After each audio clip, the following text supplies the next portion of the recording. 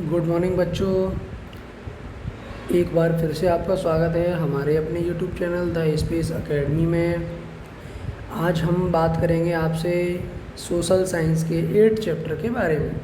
तो देखिए, सबसे पहले मैं आपको बता दूं कि जिस चैप्टर के बारे में अपन पढ़ रहे हैं उसका क्या नाम है। तो उसका नाम है भारत में राष्ट्रीय जागृति एवं राजनीतिक संगठनों की स्थापना। क्या नाम है उसका? भारत में राष्ट्रीय जागृति एवं राजनीतिक संगठनों की स्थापना। राइट, ये अपने चैप्टर का नाम दिया गया है। ठीक है बच्चों, चलिए इस चैप्टर की शुरुआत करते हैं।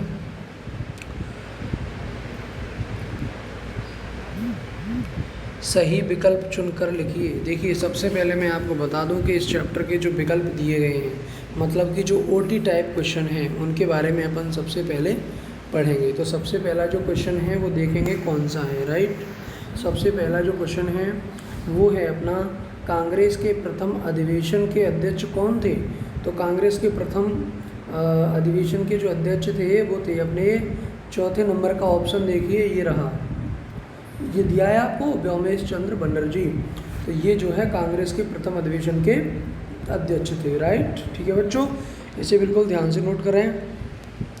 अगला क्वेश्चन देखेंगे, अंग्रेजी शिक्षा को भारत में मुख्यतः लागू किया। तो किसने लागू किया था? तो ये देखेंगे थर्ड नंबर का ऑप्शन। तो ये ऑप्शन दिया गया है अपना मैकाले ने। किसने किया था? मैकाले ने। राइट, अगला क्वेश्चन देखेंगे अपन, लाला लाजपत राय ने कौन से समाचार पत्र के माध्यम से जनता को संघर्ष के लिए प्रेरित किया था? तो लाला लाजपत राय ने जो है कौन सा समाचार पत्र का उपयोग किया था जनता को संघर्ष के लिए प्रेरित करने के लिए? तो उन्होंने किया था, जो कौन सा अखबार था? कायस्थ समाचार। कौन सा था? कायस्थ समाचार। तो कायस्थ समाचार नाम के अखबार का उपयोग लाला लाजपत राय ने किया था। क्वेश्चन नंबर 4 देखेंगे, निम्नलिखित में से कौन उदारवादी विचारों का नहीं था? उदारवादी जो विचारों का नहीं था उनमें से कौन था? तो ये देखेंगे, ये थे अपने जो है अरविंद घोष। कौन थे?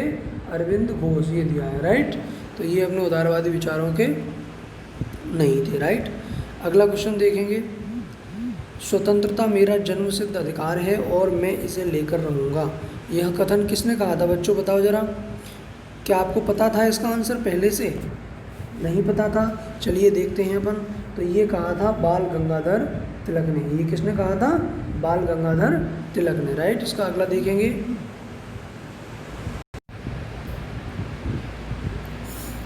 देखेंगे, रिक्त स्थानों की पूर्ति कीजिए। तो देखिए, सबसे पहले अपन देखेंगे रिक्त स्थान क्या है? वायसराय। फिर ये फिलअप दे दिया है आपको यहाँ पे, वायसराय की प्रतिक्रियावादी नीति प्रजातीय भेदभाव से परिपूर्ण थी। 2017 में आया है बच्चों ये क्वेश्चन, जो है 2017 में आया है। तो इसका आंसर पहले का क्या हो जाएगा? लॉर्ड लिटन। लॉर्ड लिटन जो है इसकी प्रतिक्रियावादी नीति प्रजातीय भेदभाव से परिपूर्ण थी, वायसराय लॉर्ड लिटन की। राइट, क्वेश्चन नंबर 2 देखेंगे, कांग्रेस का संस्थापक किसे बनाया गया? कांग्रेस का संस्थापक किसे माना जाता है? A.O. ह्यूम को।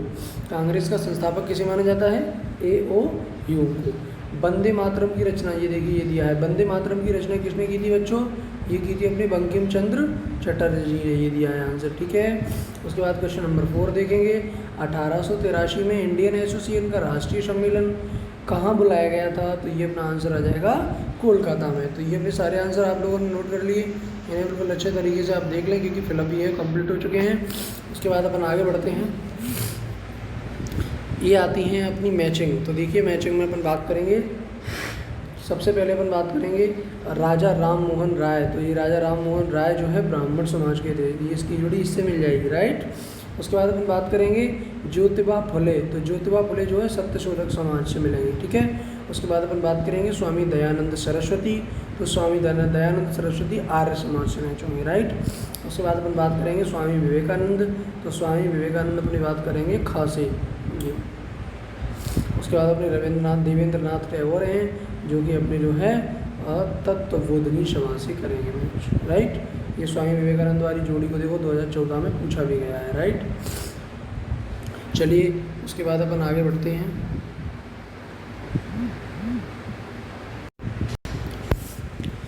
अब अपन स्टार्ट करेंगे अति लघु उत्तरीय प्रश्न। तो देखिए अति लघु उत्तरीय प्रश्न में क्या क्या दिया है। सबसे पहले पहला प्रश्न आता है, कांग्रेस ने अपने आरंभिक काल में दुखों तथा शिकायतों के निराकरण के लिए कौन से तरीके अपनाए। तो देखेंगे इसका आंसर क्या है।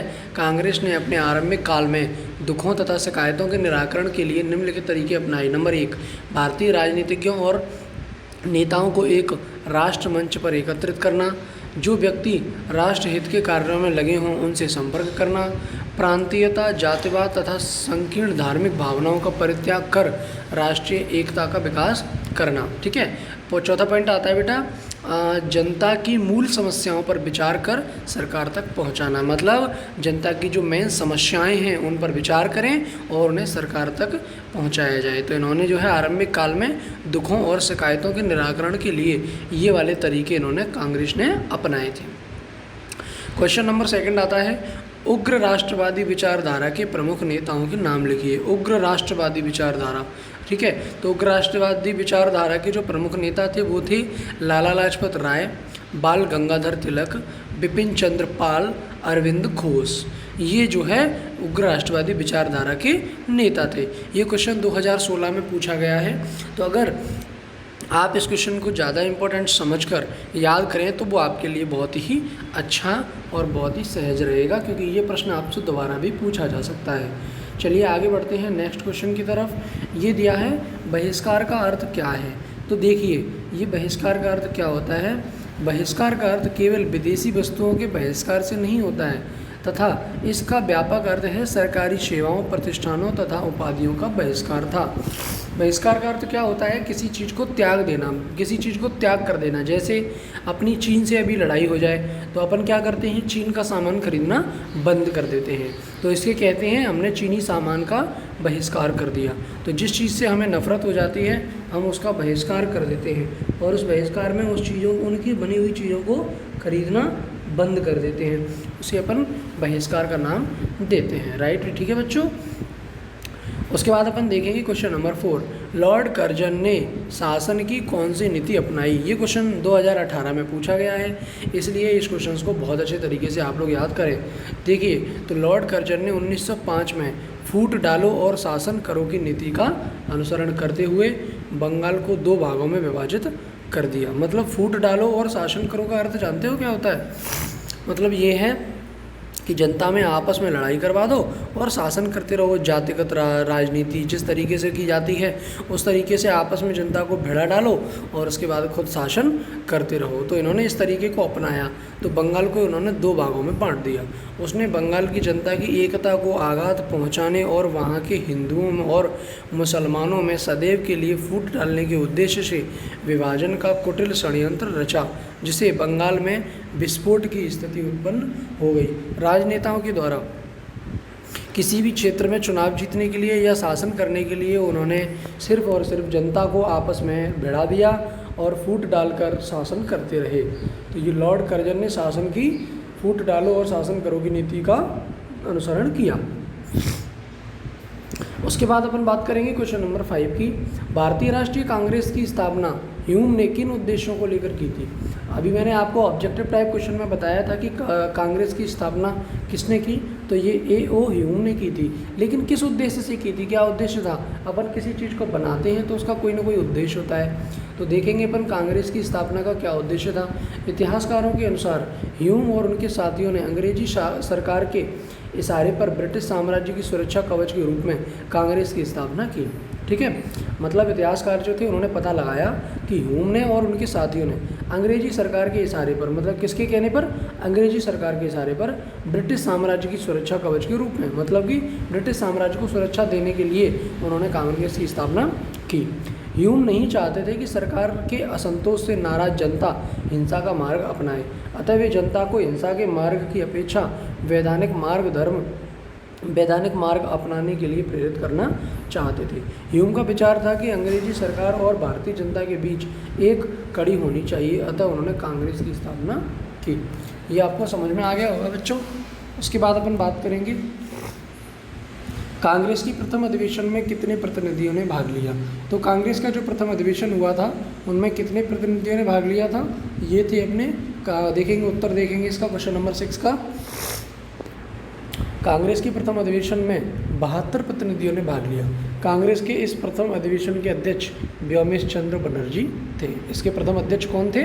व्योमेश चंद्र बनर्जी। नेक्स्ट अपन बात करेंगे शॉर्ट आंसर टाइप क्वेश्चन, लघु उत्तरीय प्रश्न। तो देखेंगे इसका पहला प्रश्न क्या है। भारत में राष्ट्रीय जागृति के विकास में पश्चिम के विचारों और शिक्षा ने क्या भूमिका निभाई? तो बहुत ही इंपॉर्टेंट क्वेश्चन है। चाहो तो आप इसे फेयर में साथ ही साथ नोट कर सकते हो, या वीडियो समाप्त होने के बाद वीडियो को रिपीट करके फिर उसे रोक कर सारे क्वेश्चन आंसर्स को आप लिख सकते हैं। राइट, अपन बात कर रहे हैं भारत में राष्ट्रीय जागृति के विकास में पश्चिम के विचारों और शिक्षा ने क्या भूमिका निभाई। ये क्वेश्चन 2009 में पूछा गया है और 2017 में पूछा गया है। वेरी इंपॉर्टेंट क्वेश्चन है, सभी लोग इसे बहुत ध्यान से पढ़ेंगे और बहुत ध्यान से याद करेंगे। चलिए आंसर देखते हैं। अंग्रेजी शिक्षा का प्रचार लॉर्ड मैकाले ने भारतीय राष्ट्रीयता को जड़ से समाप्त करने के उद्देश्य से किया था। मतलब अंग्रेजी शिक्षा का वो प्रचार लॉर्ड मैकाले इसलिए कर रहे थे कि जो भारतीय राष्ट्रीयता की जो जड़ें हैं, भारतीय जो संस्कृतियां हैं, भारतीय जो भाषा हैं, उन्हें बिल्कुल पूरी तरीके से समाप्त किया जा सके। इसलिए उन्होंने अंग्रेजी जो है शिक्षा का प्रचार किया। वह भारत में अंग्रेजी भाषा का प्रचार कर एक ऐसा वर्ग तैयार करना चाहता था जो ब्रिटिश साम्राज्य के हित के लिए कार्य करे। वो चाहता था कि भारत से भारतीय चीज़ें सारी खत्म हो जाएंगी, अंग्रेजी उन्हें आ जाएगी, तो वो सारे काम वही करेंगे जो है हमारा शासन चाहता है। लेकिन हुआ यूँ, परंतु अंग्रेजी शिक्षा ने भारतीयों को विदेशी बंधन से मुक्त होने की प्रेरणा दी। अंग्रेजी शिक्षा का ज्ञान होने के कारण भारतीय पाश्चात्य साहित्य, विचार, दर्शन और शासन प्रणाली से परिचित हुए। रूसो, वोल्टेयर, मैजिनी, वर्क और गेरिबाल्डी के विचारों ने उन्हें अत्यधिक प्रभावित किया। इस प्रकार पाश्चात्य शिक्षा ने भारतीयों को राष्ट्रीयता, स्वतंत्रता, समानता और लोकतंत्र जैसे आधुनिक विचारों से अवगत कराया। तो ये बहुत ही इंपॉर्टेंट क्वेश्चन है जो 2009-17 में पूछा गया है, तो आप इसे बहुत अच्छे तरीके से क्लियर करें। चलिए आगे बढ़ते हैं नेक्स्ट क्वेश्चन की तरफ। अगला क्वेश्चन है अपना, राष्ट्रीय जागृति के विकास में किन भारतीय समाचार पत्रों ने अपनी भूमिका निभाई। मतलब कि भारत में राष्ट्रीय चेतना को जागृत करने में प्रेस का क्या योगदान था, तो पढ़ेंगे इसके बारे में। जनसाधारण में जागृति लाने के लिए प्रेस एक शक्तिशाली माध्यम सिद्ध हुआ। तत्कालीन पत्र पत्रिकाओं ने बहुत सहायता की। प्रेस द्वारा ब्रिटिश सरकार की जमकर आलोचना की गई तथा शोषण पर आधारित उनकी नीतियों का पर्दाफाश किया गया। इस कार्य को करने के लिए जिन पत्र पत्रिकाओं ने योगदान दिया उनमें से प्रमुख देखिए, अमृत बाजार पत्रिका, हिंदू, इंडियन मिरर, पैट्रियट आदि। बंगाल से तथा मद्रास से स्वदेशी मित्र, हिंदू तथा केरल पत्रिका, उत्तर प्रदेश से एडवोकेट हिंदुस्तानी और आज़ाद तथा पंजाब से कोहिनूर अखबारें, आम और ट्रिब्यून आदि। आधुनिक राष्ट्रवाद के प्रसार में प्रेस ने महत्वपूर्ण योगदान दिया। विभिन्न पत्र पत्रिकाओं ने सरकारी नीतियों की खुलेआम आलोचना करके लोगों में जो है विदेशी चीज़ों के प्रति जो विचार थे वो जो है भर दिए गए। क्वेश्चन नंबर 3 आता है, अंग्रेजों के आर्थिक शोषण की नीति ने भारतीय कुटीर उद्योगों को कैसे प्रभावित किया। देखिए, भारत में ब्रिटिश सरकार की आर्थिक नीतियों के कारण भारतीय उद्योग व्यापार नष्ट हो गए, क्योंकि उन्होंने जो है आर्थिक नीतियां चलाने लगे ब्रिटिश सरकार। औद्योगिक क्रांति के पश्चात इंग्लैंड में सूती वस्त्र उद्योग के विकास के कारण तथा यूरोप से आयातों पर बढ़ते प्रतिबंध के कारण अंग्रेजी सरकार ने भारतीय उद्योगों को नष्ट करने की नीति अपनाई। जैसे भारत कुछ ही दशकों के भीतर एक प्रमुख निर्यातक स्थिति से गिरकर विदेशी वस्तुओं का सबसे बड़ा उपभोक्ता राष्ट्र बन गया। सबसे पहले भारत में क्या होता था, भारत से सारी चीज़ों को जो है बेचा जाता था, लेकिन फिर क्या होने लगा, भारत एक ऐसा उपभोक्ता राष्ट्र बन गया जो विदेशी चीज़ों को खरीदने लगा। ठीक है, उसके बाद देखेंगे भारतीय कुटीर और छोटे पैमाने के उद्योगों को तेज़ी से पतन होता गया, क्योंकि वे इंग्लैंड के कारखाने से बने माल की प्रतियोगिता विदेशी सरकार की शत्रुतापूर्ण नीति के कारण न कर सके। अब वह ब्रिटिश उद्योगों के लिए कच्चे माल का उत्पादन करने लगे। भारत का विदेशी व्यापार भारतीय व्यापारियों के हाथ से निकल चुका था। ये भी बहुत ही इंपॉर्टेंट क्वेश्चन है जो 2009, 12, 13 और 17 में पूछा गया है, तो बिल्कुल अच्छे तरीके से इस क्वेश्चन को आप कर सकते हैं। अगला देखेंगे, भारत में बसने वाले यूरोपियों ने इल्बर्ट बिल का विरोध क्यों किया। तो मतलब ये है इस क्वेश्चन का उत्तर कि भारत में जो यूरोपीय रह रहे थे, अंग्रेज जो यूरोपीय रह रहे थे, उन्होंने इल्बर्ट बिल का विरोध क्यों किया। ये क्वेश्चन बहुत ही इंपॉर्टेंट है, 2010, 12, 18 में पूछा गया है। तो देखेंगे, इल्बर्ट बिल लॉर्ड रिपन ने जातीय भेदभाव को दूर करने के लिए एक कानून बनाने का प्रयास किया। इल्बर्ट बिल जो है लॉर्ड रिपन ने जातीय भेदभाव को, मतलब कि जातिवाद को हटाने के लिए यह कानून बनाने का प्रयास किया। इसे विधि सदस्य इल्बर्ट ने तैयार किया था, अतः इसे इल्बर्ट बिल कहा गया। इसे किसने बनाया था? इल्बर्ट नाम के किसी व्यक्ति ने, जिसे इल्बर्ट बिल कहा गया। इसके द्वारा मजिस्ट्रेट और सेशन जज को फौजदारी मुकदमों में यूरोपीय लोगों की सुनवाई का अधिकार दिया जाना था। जो सुनवाई होती थी उनमें फौजदारी मुकदमों में यूरोपीय लोगों की सुनवाई का जो है अधिकार दिया जाना था। इल्बर्ट बिल प्रजातीय भेदभाव की नीति को उजागर करता था। भारतीय न्यायाधीशों को यूरोपीय अपराधियों का मुकदमा सुनने का अधिकार नहीं था। इस भेदभाव को दूर करने के लिए इल्बर्ट बिल लाया गया। भारत में बसने वाले यूरोपियों ने इल्बर्ट बिल का संगठित होकर विरोध किया और इसे काला कानून माना। अंततः ब्रिटिश सरकार को इल्बर्ट बिल वापस लेना पड़ा। भारतीयों के मन पर इसका गहरा प्रभाव पड़ा।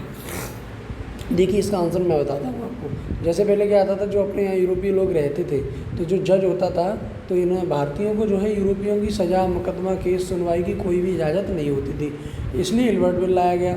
इल्बर्ट बिल लाया गया, इस कारण जो है इन लोगों ने विरोध किया यूरोपियों ने, तो इसे इल्बर्ट बिल को काला कानून समझकर वापस ले लिया गया। अगला क्वेश्चन देखेंगे, कांग्रेस की स्थापना के क्या उद्देश्य थे, लिखिए। देखिए, तो 2018 में पूछा गया, बहुत ही इंपॉर्टेंट क्वेश्चन है।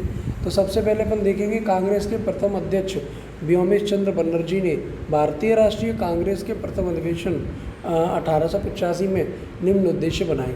नंबर 1, साम्राज्य के विभिन्न भागों में राष्ट्र के हित के कार्यों में संलग्न ऐसे सभी व्यक्तियों में परस्पर घनिष्ठता और मित्रता को बढ़ावा देने की दिशा में कार्य करना। नंबर 2, अपने सभी राष्ट्र प्रेमियों में जाति, धर्म तथा प्रांतीयता के सभी संभव पूर्वाग्रहों को सीधे मित्रतापूर्ण व्यक्तिगत संपर्क से दूर करना और राष्ट्रीय एकता की उन भावनाओं को पूरी तरह विकसित और संगठित करना। इसके बाद अपन देखेंगे तीसरा पॉइंट, तत्कालीन महत्वपूर्ण और ज्वलंत सामाजिक समस्याओं के बारे में शिक्षित वर्ग के परिपक्व व्यक्तियों के साथ पूरी तरह से विचार विमर्श करने के बाद बहुत सावधानी से इनका प्रमाणित लेखा जोखा तैयार करना। ठीक है। उसके बाद अपन देखेंगे, जिन दिशाओं में और जिस तारीख से अगले 12 महीने में देश के राजनीतिज्ञों को लोकहित के लिए कार्य करना चाहिए, उनका निर्धारण करना। तो ये कुछ मुख्य उद्देश्य थे कांग्रेस के। ठीक है। उसके बाद क्वेश्चन नंबर 6 देखेंगे, 19वीं शताब्दी के अंतिम दशक में किन कारणों से उग्र राष्ट्रवाद को प्रोत्साहन मिला। ये क्वेश्चन 2013 में पूछा गया है। इसे दूसरे तरीके से भी पूछा जा सकता है, जैसे उग्र राष्ट्रवाद के उदय के कोई 5 कारण लिखिए। तो सबसे पहले अपन एक 5 कारण बता देते हैं। देखिए, सबसे पहला है अकाल व प्लेग। 19वीं शताब्दी के अंतिम वर्षों में भारत में कई भागों में अकाल तथा प्लेग फैला। ब्रिटिश सरकार ने इस ओर कोई ध्यान नहीं दिया। इससे लोगों में असंतोष फैला, जिससे उग्र राष्ट्रवाद ने जन्म लिया। यदि किसी प्रकार का कोई भी बीमारी फैलती है तो सरकार का हक बनता है उस ओर ध्यान देना और उसका निवारण करना। जिस प्रकार से आज की परिस्थिति बनी हुई है कोरोना वायरस को लेकर, तो कोरोना वायरस जिस तरीके से इंडिया में या विदेशों में फैला हुआ है, तो ये सरकार की जिम्मेदारी है कि इसका जो है सही तरीके से पालन कराया जाए और जो है इनके नियमों का पालन कराते हुए जनता को सुरक्षित रखा जाए। लेकिन तब ऐसा उस सरकार ने नहीं किया, जिससे लोग जो है भड़क गए और उन्होंने उग्र राष्ट्रवाद को जन्म दे दिया। सेकंड पॉइंट है बंगाल विभाजन। लॉर्ड कर्जन ने 1905 में बंग द्वारा बंगाल का विभाजन कर दिया। इससे जनता में रोष बढ़ गया और वह उग्र राष्ट्रवाद की ओर अग्रसर हुई। तीसरा पॉइंट है धार्मिक और सामाजिक सुधारों का प्रभाव। धार्मिक और सामाजिक सुधारकों ने भारतीय जनता में आत्मविश्वास पैदा कर दिया। विदेशी घटनाओं का प्रभाव। फ्रांस और अमेरिका की क्रांतियों ने भी भारतीयों को प्रेरणा प्रदान की, अतः वे उग्र राष्ट्रवादी आंदोलनों द्वारा स्वतंत्रता प्राप्त करने का प्रयास करने लगे। 5वां पॉइंट है अपना लास्ट, ब्रिटिश सरकार की आर्थिक नीति ब्रिटिश सरकार की आर्थिक शोषण की नीति के कारण भारतीय कृषि और उद्योग धंधों को अपार क्षति पहुंची। ब्रिटिश आर्थिक नीति पूंजीवादियों के हित संरक्षण की थी। इस प्रकार अंग्रेजों के आर्थिक शोषण की नीतियों ने उग्र राष्ट्रवाद के विकास में प्रवेशता प्राप्त किया। दीर्घ उत्तरीय प्रश्नों पर अपन आते हैं। सबसे पहला प्रश्न है इसमें, भारतीय राष्ट्रीय जागृति में धार्मिक एवं सामाजिक सुधार आंदोलनों की भूमिका स्पष्ट कीजिए। देखेंगे क्या भूमिका रही।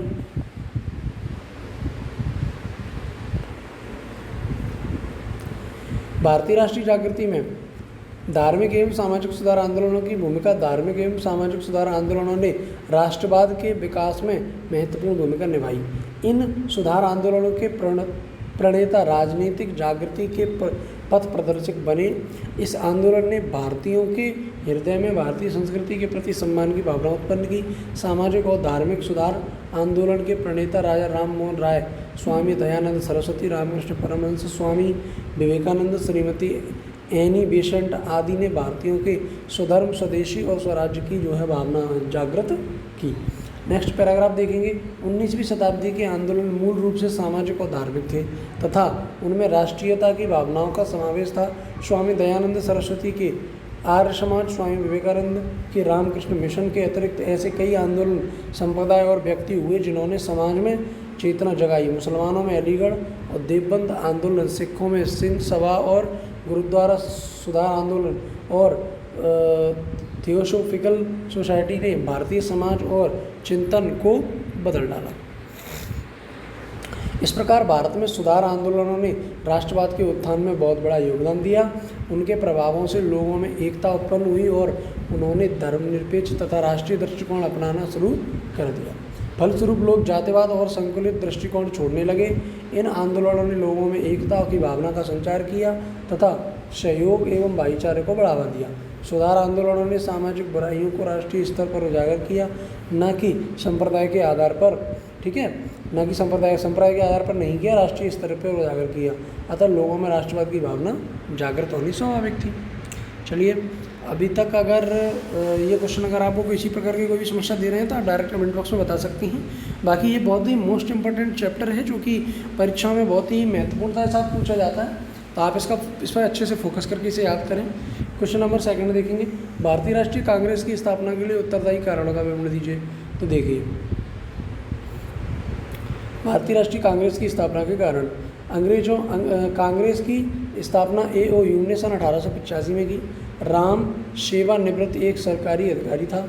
जब वह सरकारी सेवा में था उस समय देश के विभिन्न भागों से गुप्तचर विभाग की एक गोपनीय रिपोर्ट देखने को मिली थी। उस रिपोर्ट से उसे यह विश्वास हो गया था कि देश में ब्रिटिश सरकार के विरुद्ध गहरा असंतोष और घृणा फैली हुई है और हिंसात्मक विद्रोह की आशंका है। उसने यह अनुभव किया, इस हिंसात्मक विद्रोह को यदि संवैधानिक दिशा नहीं दी गई तो देश में क्रांति हो सकती है। इसके लिए एक राष्ट्रीय संगठन की आवश्यकता है। उसने अपनी इस योजना को गवर्नर जनरल लॉर्ड डफरिन के सामने रखा। उसने इस पर अपनी स्वीकृति दे दी। इस प्रकार अंग्रेजों ने अपनी सुरक्षा हेतु कांग्रेस की स्थापना की। कांग्रेस की स्थापना सम्मेलन में 72 प्रतिनिधियों ने भाग लिया। कांग्रेस के प्रथम सम्मेलन के अध्यक्ष व्योमेश चंद्र बनर्जी को बनाया गया। स्थापना के जो उद्देश्य थे वो क्या थे देखेंगे। इतिहासकारों का कथन है कि ह्यूम और उनके साथियों ने अंग्रेजी सरकार के इशारे पर ब्रिटिश साम्राज्य के सुरक्षा कवच के रूप में कांग्रेस की स्थापना की। ह्यूम नहीं चाहते थे कि सरकार में असंतोष से नाराज जनता हिंसा का मार्ग अपनाए, अतः वे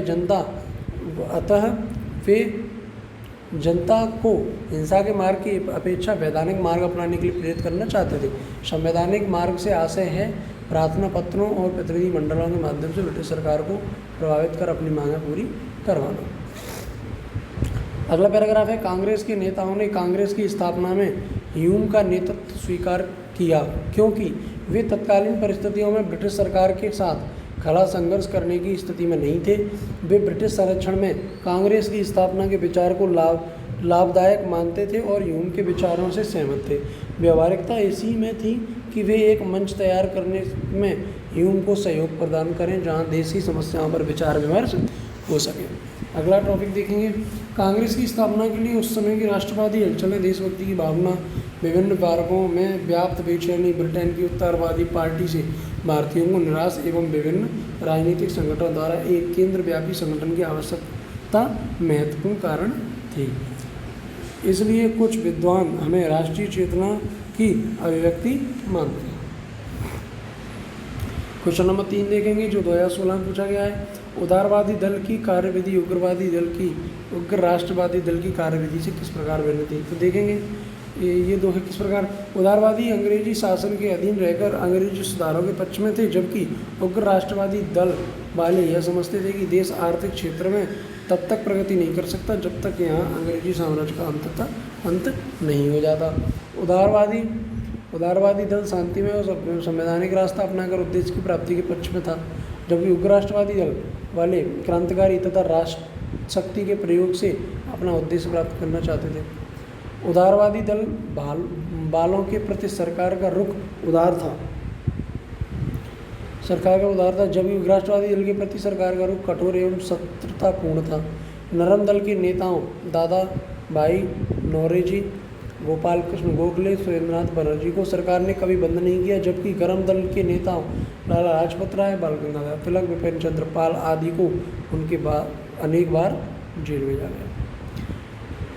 उदारवादी दल वाले अंग्रेजी शासन से कोई विशेष ग्रहण नहीं करते थे, जबकि उग्र राष्ट्रवादी दल वाले ब्रिटिश साम्राज्य से अंत करके स्वतंत्रता प्राप्ति को ही अपना लक्ष्य समझते थे। उदारवादी दल के नेता राजनीतिक उन्नति के स्थान पर भारतीयों के सामाजिक व आर्थिक विकास के आर्थिक समर्थक थे, जबकि उग्र राष्ट्रवादी दल के नेता पहले राजनीतिक स्वतंत्रता के पक्ष में थे। गरम दल वालों का कहना था कि स्वतंत्रता हमारा जन्मसिद्ध अधिकार है। उग्र राष्ट्रवादी दल वाले नेताओं का कहना था कि राजनीतिक स्वतंत्रता के बिना भारतीयों की आर्थिक तथा दशा सुधारी नहीं जा सकती। 6 नंबर पॉइंट देखिए, उदारवादी पश्चिमी सभ्यता की सराहना करने वाले थे, जबकि उग्र राष्ट्रवादी दल को भारतीय सभ्यता पर गर्व था। इस प्रकार स्पष्ट है कि उदारवादी दल के नेताओं की सभी नीतियां व साधन उदार थे, जबकि उग्र राष्ट्रवादी दल के नेता उदार साधनों के विरुद्ध थे। अब अपन बात करेंगे मुख्य टिप्पणियों पर, जिनके बारे में अपन को लिखना है। 5 नंबर में अक्सर पूछी जाती है। सबसे पहले अपन बात करेंगे बाल गंगाधर तिलक की। तो देखिए, बाल गंगाधर तिलक भारतीय राष्ट्रीय कांग्रेस के गरम दल के प्रमुख नेता थे। गरम दल मतलब बहुत ही तेज दिमाग, मतलब कि झगड़ालू। सर वैलेंटाइन सिसोल के अनुसार तिलक भारतीय विप्लव के जन्मदाता थे। वे पहले भारतीय थे जिन्होंने राष्ट्रीय आंदोलन को जन आंदोलन का रूप दिया। तिलक भारतीय संस्कृति में गहन आस्था रखते थे तथा विदेशी शासन तथा नौकरशाही को अभिशाप समझते थे। उनका विश्वास था कि स्वतंत्रता और अधिकार भीख मांगने से प्राप्त नहीं किए जा सकते, वरन इनको प्राप्त करने के लिए सतत संघर्षों की आवश्यकता है। उन्होंने देशवासियों को नारा दिया, स्वतंत्रता हमारा जन्मसिद्ध अधिकार है और हम इसे लेकर रहेंगे। तिलक का एक निर्भीक तथा राष्ट्रप्रेमी लेख भी थे। उन्होंने केसरी और मराठा नामक समाचार पत्रों का संपादन किया। एक लेख ब्रिटिश सरकार के विरुद्ध प्रकाशित होने के कारण तिलक को 4 माह की जेल यात्रा करनी पड़ी। तिलक ने कांग्रेस में उग्र राष्ट्रवादी दल का नेतृत्व करना प्रारंभ कर दिया, अतः अंग्रेजी सरकार उनसे असंतुष्ट हो गई। 1907 ईस्वी में तिलक पर पुनः आरोप लगाकर अंग्रेज सरकार ने उन्हें 7 वर्ष की सजा सुना दी। तिलक जेल से निकलने के पश्चात पुनः स्वतंत्रता संग्राम में भाग लेने लगे तथा उन्होंने होम रूल आंदोलन की स्थापना की और एनी बेसेंट के नाम साथ मिलकर इस आंदोलन का बड़ी सक्रियता के साथ संचालन किया। परिणाम स्वरूप वे राष्ट्रीय आंदोलन के सर्वमान्य नेता हो गए। उसके बाद हम बात करेंगे विपिन चंद्र पाल की। राष्ट्रीयता की उग्र राष्ट्रवादी विचारधारा के अग्रदूत विपिन चंद्र पाल ओजस्वी वक्ता, कसल पत्रकार और शिक्षा शास्त्री थे। न्यू इंडिया और वंदे मातरम पत्रों के माध्यम से उन्होंने अपने विचार प्रकट किए। विपिन चंद्र पाल ने मद्रास का दौरा किया और जनता में ब्रिटिश शासन के विरुद्ध चेतना का संचार किया। विपिन चंद्र पाल तथा सुरेंद्र बनर्जी ने बंगाल से लेकर असम तक की यात्रा की तथा स्थान स्थान पर सभाओं का आयोजन किया तथा जनता से स्वदेशी वस्तुओं का उपयोग करने और विदेशी माल का बहिष्कार करने की अपील की। उन्होंने कहा कि भाई स्वदेशी चीज़ों का इस्तेमाल करो, विदेशी चीज़ों का बहिष्कार करो। बंगाल में अभूतपूर्व राष्ट्रीय चेतना के विकास में विपिन चंद्र पाल की महत्वपूर्ण भूमिका रही। पाल ने स्वदेशी के दिनों में देशभक्ति की नई सशक्त भावना का संदेश दिया। पाल ने उस समय देश में प्रचलित विजातीय तथा मूल विहीन शिक्षा प्रणाली की भर्त्सना की और तिलक तथा अरविंद की भांति राष्ट्रीय शिक्षा का समर्थन किया। पाल ने दृढ़ता से कहा कि भारत में राजनीति को अर्थतंत्र से, राजनीति को औद्योगिक प्रगति से पृथक करना असंभव है। वे भारत में सशक्त, साहसपूर्ण, स्वावलंबी तथा प्रचंड राष्ट्रवाद के पैगंबर के रूप में रहे। लाला लाजपत राय के बारे में बात करेंगे। लोह तो लाला लाजपत राय पंजाब के शेर कहलाते थे। स्वाधीनता सेनानियों की पंक्ति में उनका उच्च स्थान है। वे राष्ट्रीय वीर थे।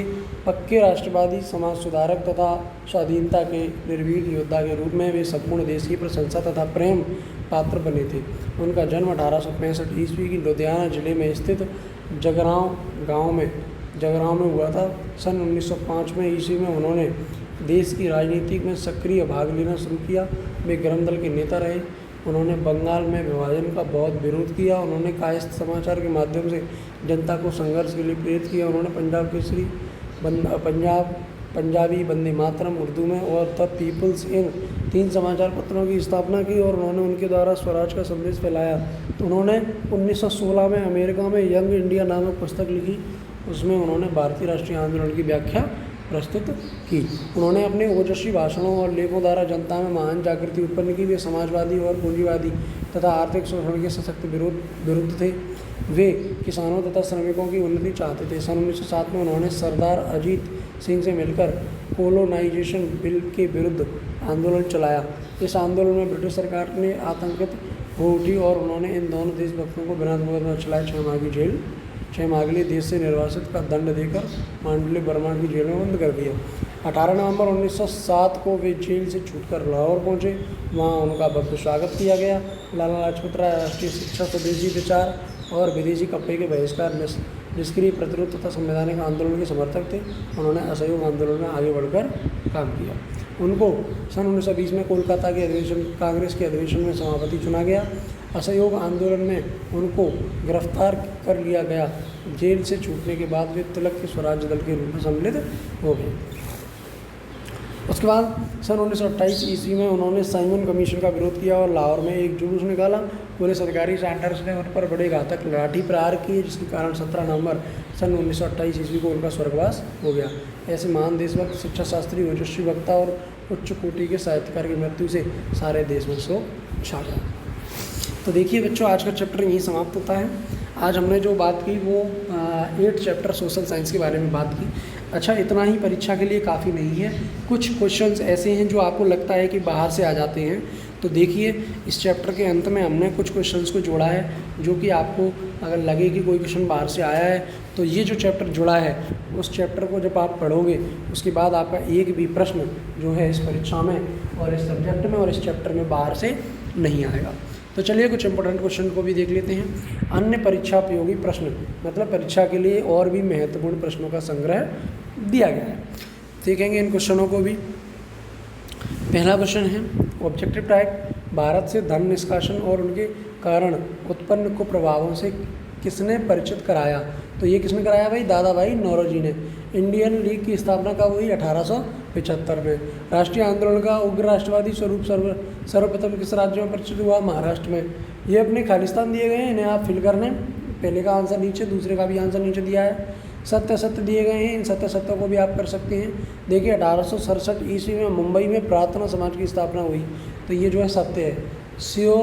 ये दिया अपना थियोसोफिकल सोसाइटी की स्थापना सुरेंद्रनाथ बनर्जी ने की थी, असत्य है। आप पिछले क्वेश्चन में पढ़ चुके हैं किसने की थी। एल्बर्ट मिल प्रजाति भेदभाव की नीति को उजागर करता था, सत्य है। ये आपने सभी क्वेश्चन पीछे पढ़ चुके हैं, इन्हें आप टिक कर सकते हैं। ये ऑब्जेक्टिव टाइप क्वेश्चन दिए गए हैं, इन्हें आप देख लें, नीचे इनके आंसर भी दिए गए हैं। उसके बाद अपन देखेंगे एक शब्द में उत्तर। तो देखिए एक शब्द में उत्तर क्या है।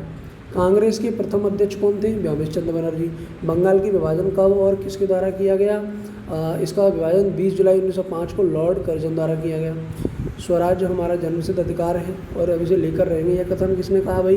लोकमान्य तिलक ने।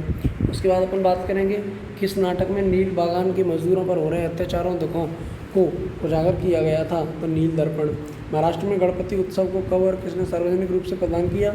1893 ईस्वी में बाल गंगाधर तिलक ने। देखिए बाल लाल पाल से क्या तात्पर्य है? भारत के राष्ट्रीय आंदोलन के नेतृत्व में महाराष्ट्र के बाल गंगाधर तिलक, पंजाब के लाला लाजपत राय और बंगाल के बिपिन चंद्र पाल ने अपनी विशिष्ट भूमिका रही। इस कारण ही भारत स्वतंत्रता संग्राम के इतिहास में इन तीन बाल लाल पाल के नाम से संबोधित किया गया। इन तीनों को राष्ट्रीय आंदोलन के इतिहास में प्रमुख स्थान दिया गया।